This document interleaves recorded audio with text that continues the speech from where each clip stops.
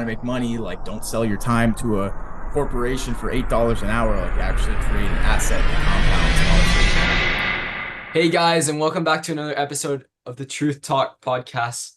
Today I'm joined with Joe Jarvis, one of the original co-hosts of the podcast. He's coming back on for hopefully the 20th episode. I'm not sure what episode this will be. But yeah, Joe, if you want to go ahead and introduce yourself for the people that might not know you. Yeah, what's up? My name's Joe Jarvis. I was, I guess the OG co-host on here. I've Of since course. kind of let Alex, handle things by himself. But, first episodes, that was me. Yeah, my name's Joe Jarvis. Pretty much do like direct response for coaches, selling info, coaching, that sort of thing. And yeah, been known Awesome. Alex since seventh grade. I'm Is that pretty sure right? seventh grade. Yeah. So yeah, that's the origin story right there. Yeah, so if you guys don't know, the podcast was originally started. It was just us kind of talking about like what we're doing in our lives, like what we're trying to achieve and stuff like that. So it's pretty cool. Hopefully you'll be back on for more episodes and we'll just keep it rolling. But I guess today we kind of want to talk about your story and kind of how you got into business as a whole and now what you're doing now. So I guess if you want to start with when you first got into business, how did that come about? Yeah, I've always had that hustler's mentality, bro. If you search up like Joe Jarvis like trash business, you'll find articles from like 13 years ago. Yeah, I guess actually probably 13 years ago. It's when I was like 4 years old. I would like pull out my neighbor's trash cans for like 50 cents a can. Like a real hustler, bro. I bought so many Lego sets off the back of that, bro. Like I went bro, my Lego collection went insane off of that business. So your boy was a hustler. I was out here, I was finessing, I was making money. I don't know, bro. Like it was selling like gum and like pens in class, like standard hustler mentality. Um, I guess the first time that I got into like the internet marketing world was probably when I was like 14. I read The 4 Hour Work Week, read that book, introduced the idea of leverage. And it's like if you want to make money, like don't sell your time to a corporation for $8 an hour, like actually create an asset that compounds and all that sort of thing. So long story short, basically tried to sell my own thing. That didn't quite work out. And then got into like the marketing of it because I thought, hey, maybe my marketing needs to improve to do this. Went deep into the direct response rabbit hole. My dad has a background in direct response, so I kind of got that from him, just in terms of like the books, some Yeah. of the fundamentals there, and just kind of been running with that since. Awesome. Yeah. So I know you mentioned like your dad and kind of your family a little bit. Do you think your family kind of like helped you get started? Was there like support from, your family to get going and doing this sort of stuff? Yeah, 100%, bro. There's no way that a 4 year old starts a trash business without like I didn't Yeah. just come up with that. My parents were the ones that were like, "Hey, Joe, we're not going to give you any money, but if you want to make money, you should Do go ahead and, this. and, and do Yeah. this thing." They laid it all out, and then I was just the one that did it. So yeah, 100%, bro. Like a 4 year old doesn't just think Yeah. of, think of these magical ideas. So yeah. Mhm. Yeah. And I guess moving forward to like where we are now, what are you currently doing to sort of, make money and what are you doing in business right now? I'd probably classify it as like branded direct response for, like I said, like coaches, like personal brands that sell coaching programs or info. That's really the bread and butter right now. I've done some random stuff with some other stuff, but Yeah. really what makes the Stripe account go ching is the branded direct response for personal brand selling, coaching, and info. So, I mean, I guess that's kind of a interesting niche that you kind of are in right now. How did you kind of, I guess, get into it, like in terms of like the niche itself? Yeah, so I was creating YouTube videos for a very long time. I kind of want to pursue that as a just way as like a business thing. I wanted to make YouTube videos, maybe sell a product, something like that. After a certain point, kind of realized that that was kind of a dead end. Not in the sense of like it can't work, but just the approach that I was taking with it. I felt like I was trying to talk about a lot of stuff that I didn't have experience in. Hmm. So I was kind of like, hey, I need to actually go out here and like get some real experience in business before I start talking Preaching about, about hey, it. success principles, all that sort of thing. So I thought about it and I was like, okay, like what do I have like some background in? And the answer was fitness. I guess we can go into that later, but I was super, super, super into fitness for a long time. So I was already into fitness. I had a good depth of knowledge in that niche. So I was like, hey, dude, why don't I just help fitness coaches sell more fitness coaching? Yeah. So basically, found a bunch of coaches on Twitter. I wouldn't use Twitter if I had to start over again, but whatever, that's where I was at the time. And they were selling fitness coaching. Reached out to some of them. I was like, hey, bro, I'll do some work for free. I just want to, build out some sales funnels and processes and help you with your sales and marketing. Um, Turns out that the fitness niche is kind of a trash niche to target. So kind of changed around the offers a little bit there to just target like any coach. Yeah, that's kind of the origin story there. Just turn back on this light. I don't know The why it just turned light. off. Yeah, no, it's kind of cool that, it's kind of like what you were doing at the time. Like, I guess we can go into that a little bit. Like, what were you doing in terms of like fitness and that sort of thing? Before you got into business and that sort of thing. Yeah, well, you were with me at the time. For the Um, viewers.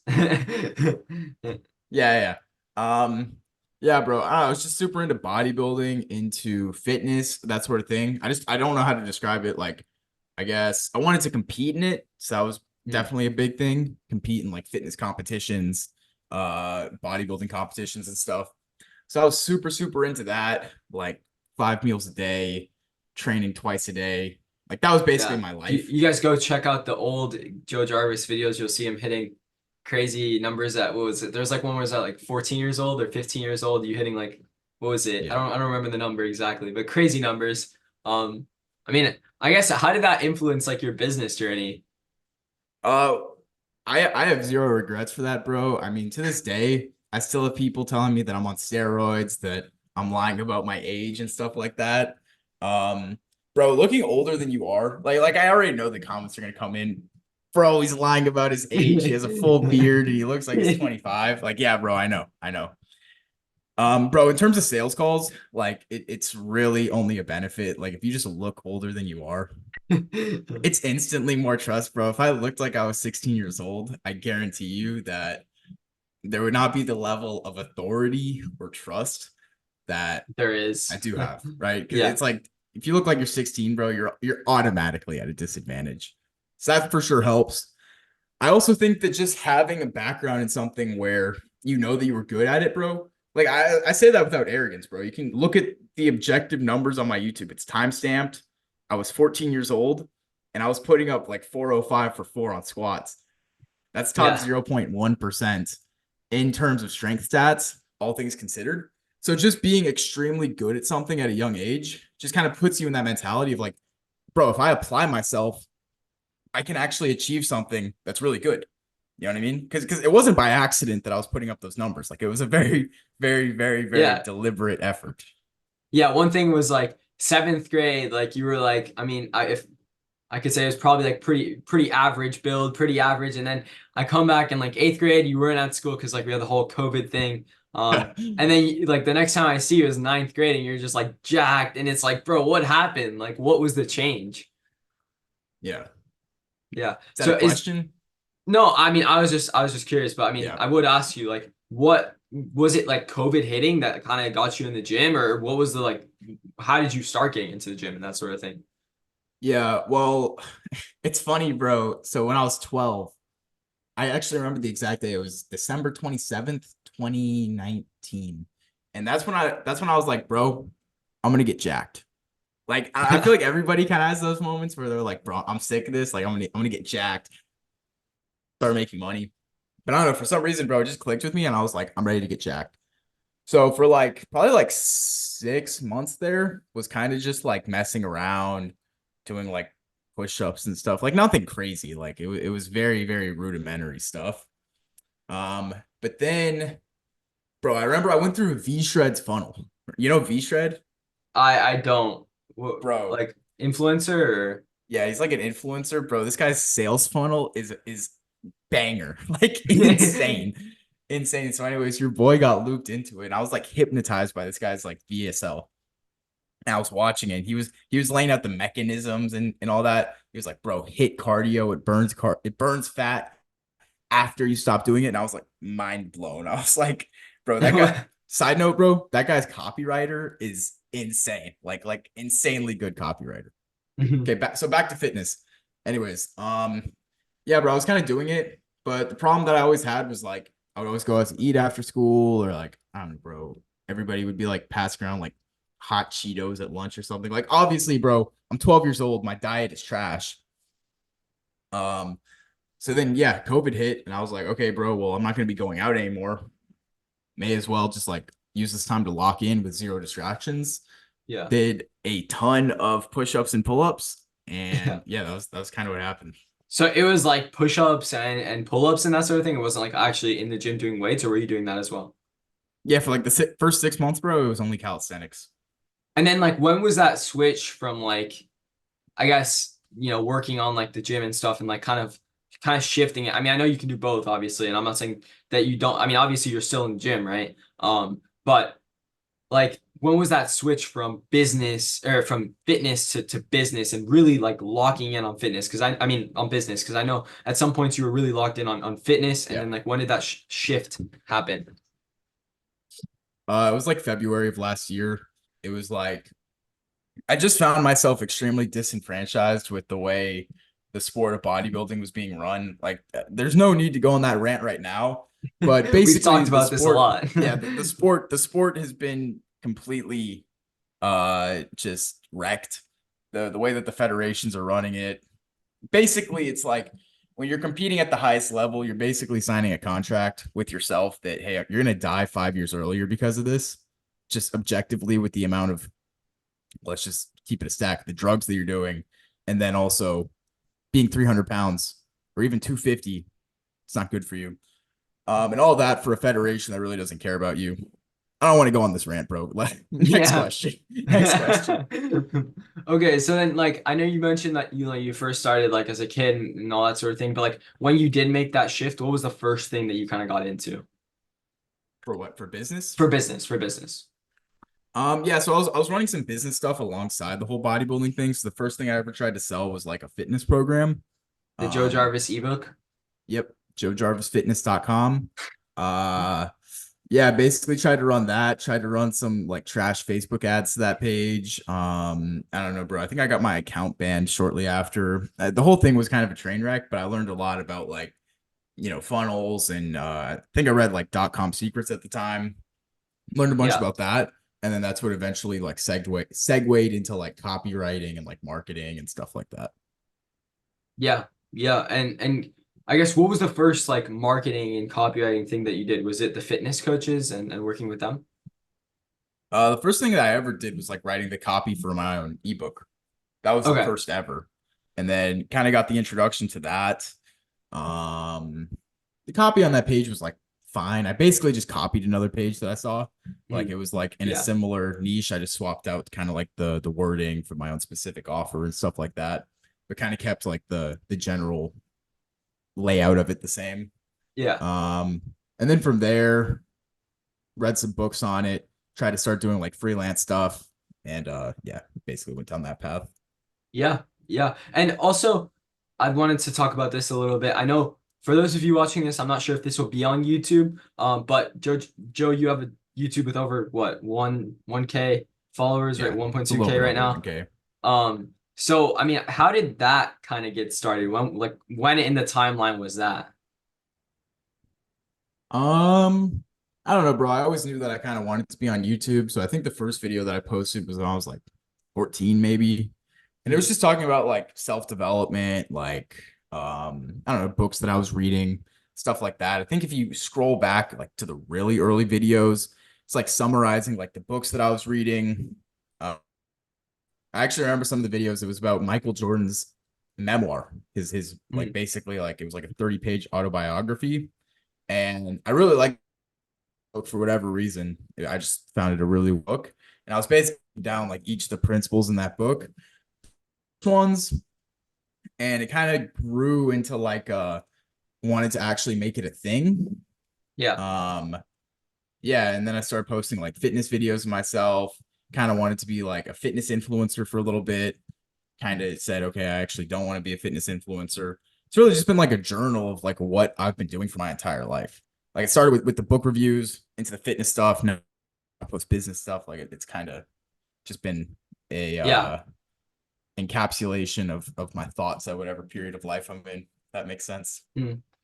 Yeah, that's a really good way to use YouTube. I've noticed as well is like kind of keeping a journal. Like I've started doing that myself, like with the unlisted videos. I know we talked about that yesterday. We talked about, I've been doing some journaling and that sort of thing on YouTube. Not really journaling, but like video diaries almost, right? Just like at the end of every day, like, okay, this is what I learned. Okay, this is what, happened today, or not even that, just kind of little lessons that I learned, right? Yeah. Because then that way you can look back on it and be like, oh, well, this is where I was when I was 17, and now I'm making X amount of money and wherever, right? Um, Yeah.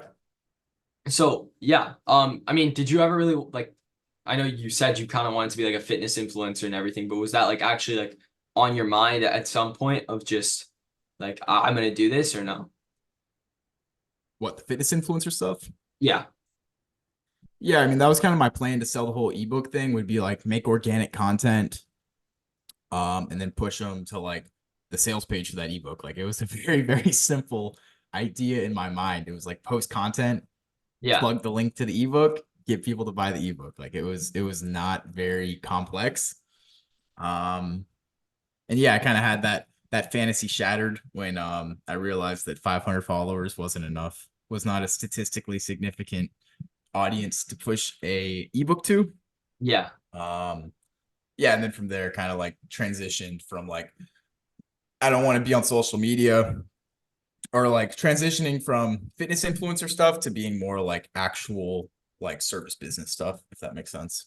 Yeah. Kind of making that switch, that shift, right? From being like online on being like the face of everything to kind of like, more back end and working on like services and that sort of thing, which is Yeah. how a lot of people have made their money. And like I think around the time that you were making that switch, it was like SMMA was kind of big and everyone was kind of moving towards it. Yeah. But I mean, I think you definitely took a different approach than a lot of people, right? You weren't running Facebook ads. Right. So that's instantly like a Yeah. different approach. Um, Yeah. Yeah.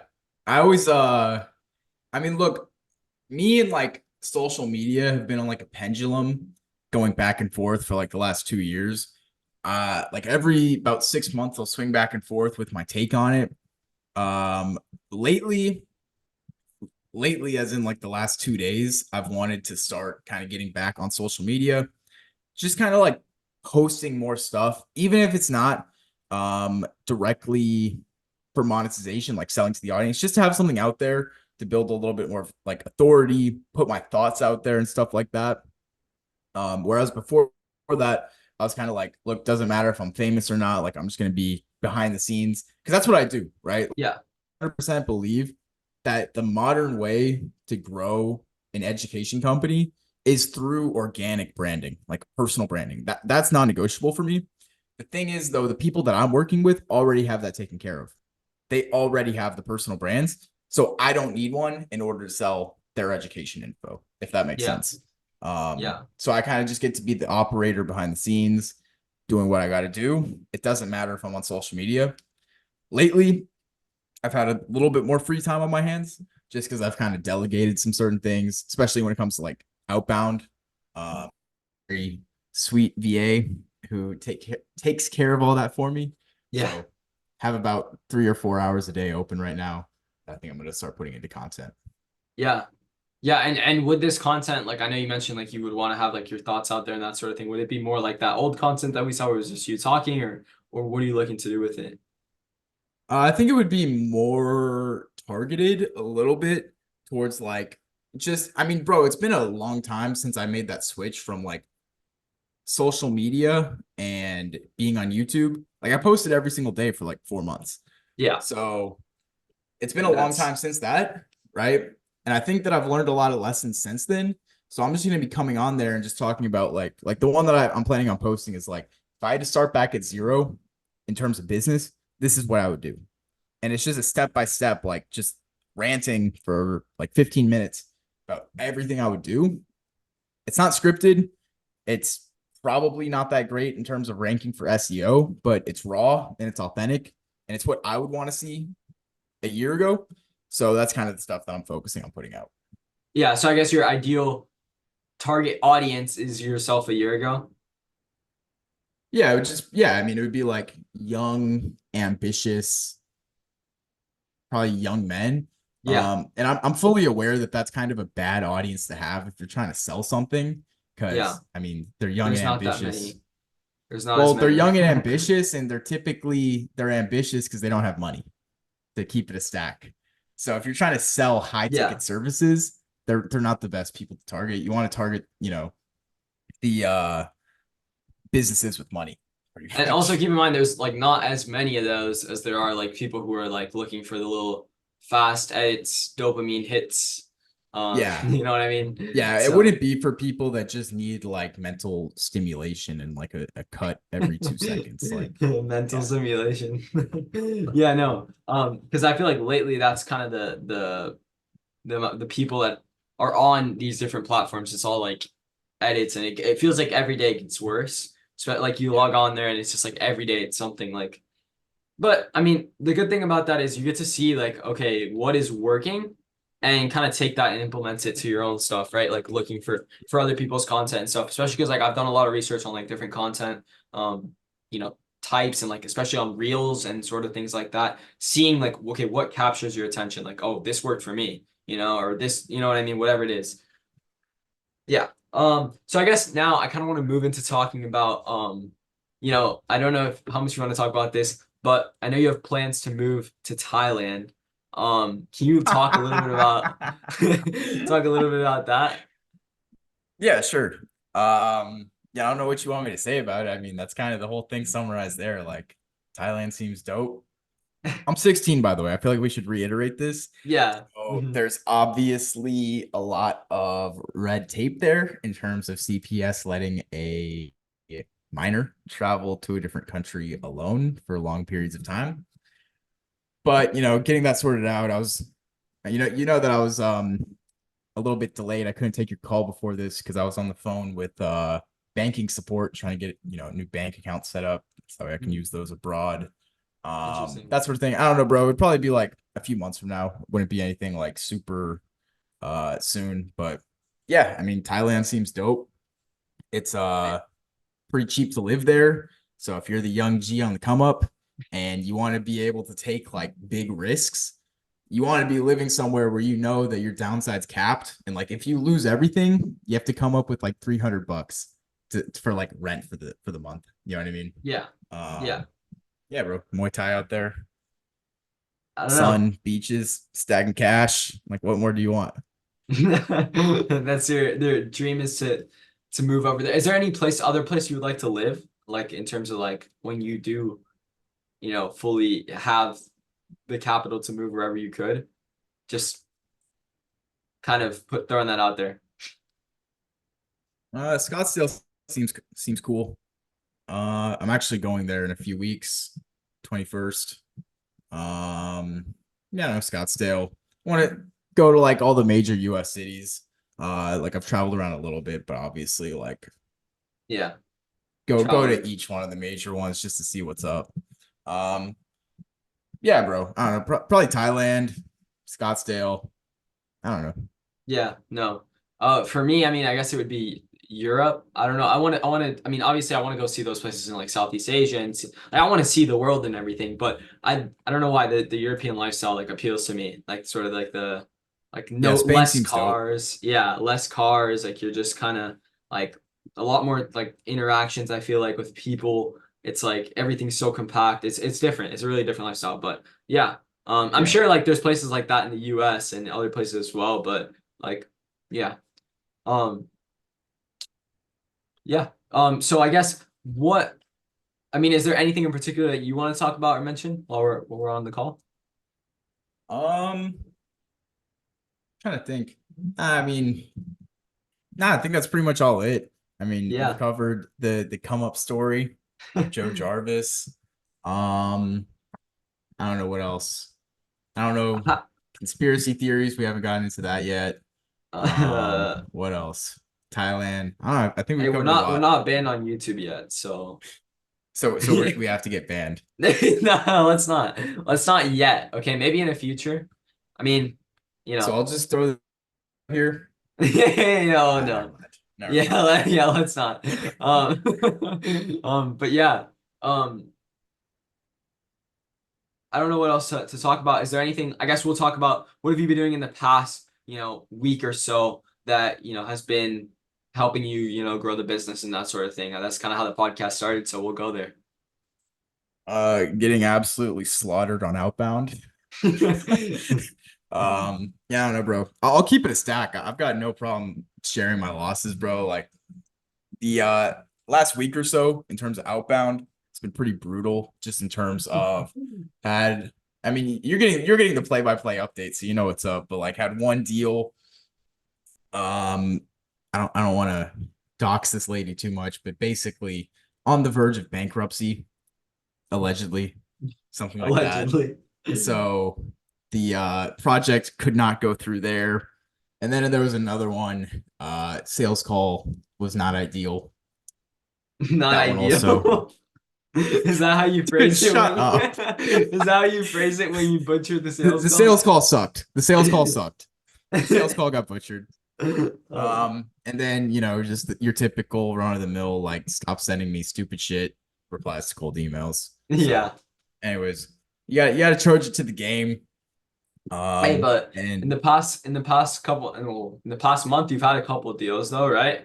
Um, yes, so I mean, hey, there's patches, especially in business. I feel like, there's streaks where you're gonna be, on the way up and then you're on the way down again, right? So it's like it's very streaky. Yeah, I that's mean, one bro, thing that I you would you say. you were with me that Monday when I closed that one deal, and then I had the next sales call like literally right after. So your boy closed a four-figure deal on Zoom, and then got on another sales call with another one, and then I had a sales call the next day. So you go from that where like your calendar's like packed out to just getting absolutely slaughtered the next week. And that's what it is because I'll say this is actually a good point. You can clip this later. Like entrepreneurship is not risky. At like what is it going to cost you? Nothing. It's sending messages to people, which is free. You can do that for free, and you can offer them a service which is also free. Maybe you spend some money on software here or there, like I don't know, some dude on Fiverr to build you an email list. But ultimately, it's not that. So, what is it then? Because people don't want to do it, and what it is it's volatile, right? And the risk and volatility are not the same thing. People that are very academic confuse volatility for risk because if you think about it, there's no actual metric to measure risk in an academic context. So the closest approximation to it is volatility. How much does it swing back and forth? Okay. And that's what entrepreneurship is. It's a bunch of swings back and forth because you might make a couple $1,000s in one day, right? But then that project's done and you don't know where the next deal's coming from. Yeah. You don't know. That's happened to me before. Okay.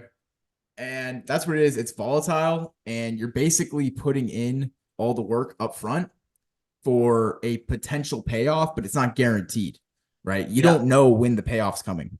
Whereas if you go and get a quote unquote like normal job, you know that if you show up for 2 weeks, they're going to send you a check for whatever amount you've agreed to, right? Yeah. So that's why people don't want to do it.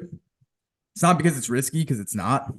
Okay, it's not like we're taking out insane amounts of capital to I start mean, some businesses. people are. Yeah, but you and me, we're No, we're not like not. we're not leveraging But eight what we figures in are, VC backing to yeah, but start our companies. what we are risking though is our time, our energy, time that you could be spent doing other things, right? That, like whatever it is, right? It's Yeah, that you're putting but in. if you lose that, your life is not going to completely be destroyed, right? If you No, lose obviously time, not. yeah, obviously, yeah, it's not ideal. You don't want to lose time. But if you lose eight figures in VC backed capital, you're kind of screwed a little bit. Just But a little even then, bit. bro, even then, we're in America. We're not in the Middle East where they have debtors prisons. Okay, we're not in a third world country where they're gonna chop off your arm for breaking some random law, bro. We're in America. If you take out a bunch of VC backed money and your business collapses, You file for bankruptcy and you move on. That's America, bro. Yeah. That's America. So basically, it's like business in America is like just handing out free lottery tickets, right? You have to be stupid to not take a lottery ticket. If I hand you a lottery ticket, I'm like, here you go, bro. You can just have it. Why would you not take that? Why would you not take that? Right? Except in America, you have unlimited chances to buy free lottery tickets. So why would you not play the game? Why Yeah. would you not play the game? Well, I mean, it because it's difficult. It's not the easiest thing to do in terms of, your mental, your energy, the time that you put into it, right? Not everyone's built for that, right? Um, that's one thing that Yeah. I would say. Like I in think terms that of, it's a game of attrition. Like Erwin Rommel, I think he said there's a quote from him, and it goes something like, "In a man-to-man combat, the winner is he who has one extra round in his magazine," or something like that. I don't remember hmm, the exact wording, but basically what it means is that it's a game of attrition. It's whoever has the last round in their magazine. It's basically the last man standing, right? So it's like the point of that is it's not about the perfect strategy, lining up the perfect shot or whatever. It's kind of just about outlasting and just staying standing for long enough for the results to compound, if that makes sense. yeah.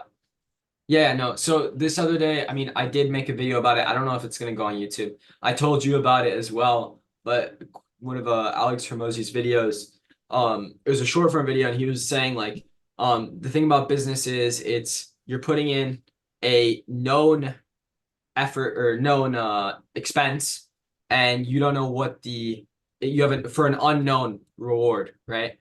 So I like that because that really resonates. Like with me personally, it's like, yeah, I'm putting in all this time, I'm putting in all this effort, I'm putting in even money, I'm putting in energy, so much energy into this stuff, and you don't know when you're gonna see that result, right? You don't know when you're gonna see that Stripe invoice, or whatever it is, right? You don't know when you're gonna see it. Yeah. So that's the thing about entrepreneurship and business as a whole.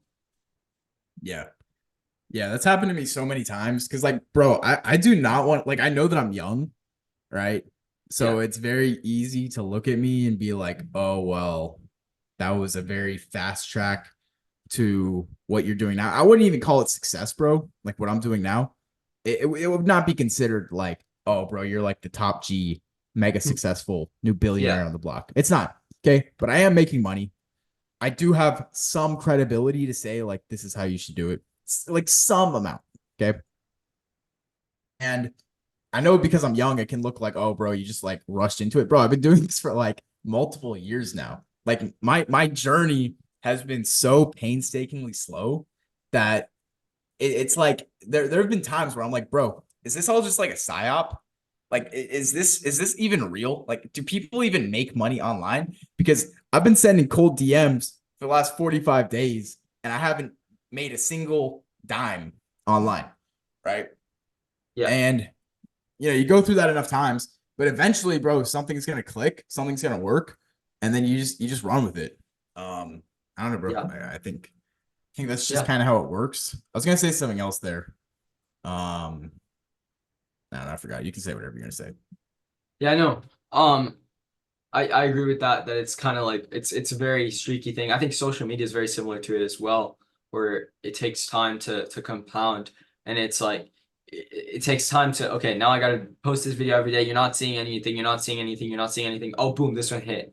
And it takes months, sometimes, years even, of just posting constantly, of being consistent.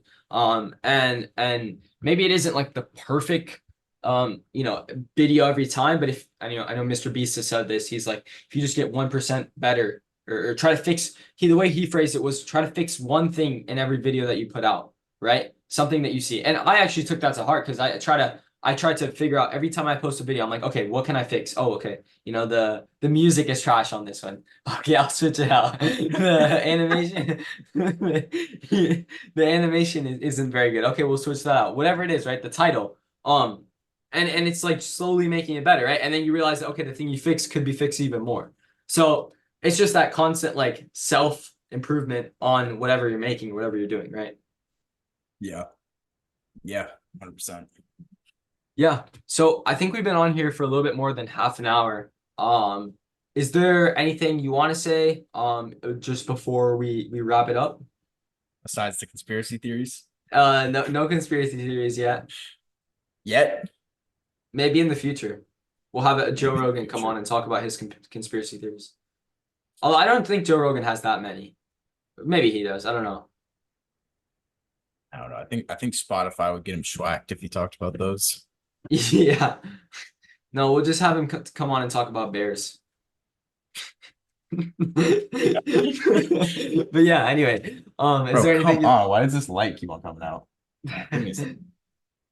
This light's so trash. Bro, some drop shipper sold me this light. It's probably like actually some scam. Yeah, from China. Yeah, bro, this anyway, light doesn't even stay on. I don't know. Anything I want to leave with? I don't know, bro. Just stick with it. If you're watching this, if you want to be like Big G Joe Jarvis, I don't know, bro. Stick with it. Follow me on YouTube, Twitter, mm, Instagram. yeah. So I was gonna say that your links are going to be in the description of this video, so you can go check that out. Yeah, I think most of your like main content's on YouTube, so that'll be like linked Yeah. first. You guys can go check that out. Especially some of that old content. There's a lot of hidden gems in there. So you guys need to go check that out. Alex actually told me that I was like his idol. Like he looked up to me a I lot don't think that I ever told you as like a that. No. child. I don't know. He would As like a watch my child. YouTube. Yeah, as a Bro, I'm child. older Bro, than you are you. a child. Shut up. I'm older than you. You're 17. I'm 17. Yeah, I'm older than you. But yeah, that's pretty much it for this podcast. If you guys like this, go check out some of the other ones that we have on the channel. We have some pretty cool interviews, and Joe will be back on the podcast pretty soon. So yeah, can't wait for that. And we'll see you guys in the next one.